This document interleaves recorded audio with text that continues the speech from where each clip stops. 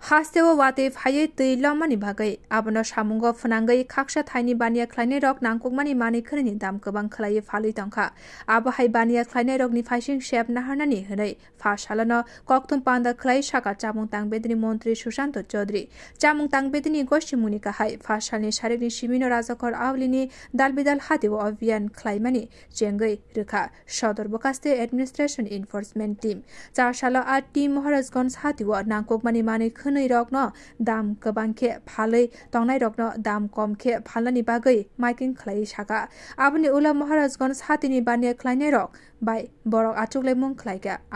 khlai dalbidal phalnogo enforcement team অভিযান khlaika aboni ulo maharajganj hatini bania khlainai rok bai achuglaimung khlaika phiabo অভিযান khlaimani jarabo maharajganj hatini bania khlainai rajyo bonikni phalnok muthagai rekha aboni loge dam kobang khlaiye piajo phalmani bagai central road ni bania khlainai shonkorpalni phalnok bo muthagai rekha সদর বকাস্তে administration bodol ashalo enforcement bodol ni khoroksa naikolai saka chamung tangbedini okra naikolai ni goshimung baino abo hai shep naharjaka hwnai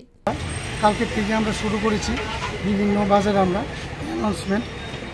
আমরা করতে শুরু করেছি এবং আজকে আমরা সকালে মহারাজগঞ্জ বাজারে বিভিন্ন ব্যবসায়ী বৃন্দ দিকে আমরা মিটিং করেছি কিছু কিছু দোকান পরিদর্শন করেছি পরিদর্শন করে দেখলাম হোলসেল মার্কেটের থেকে কিছু কিছু দোকান একটু রেট বেশি নেয় তারই অঙ্গ হিসেবে আজকে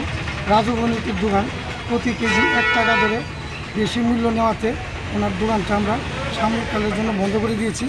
এবং ওনাকে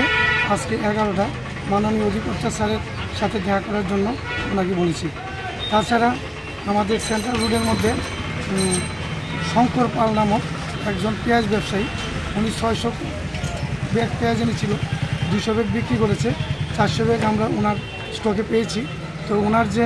রেট আমরা যাচাই করে দিয়েছি যে ওরা 54 টাকা বিক্রি করার কথা সেটা 55 টাকা বিক্রি করছে প্রতি কেজিতে তো তার জন্য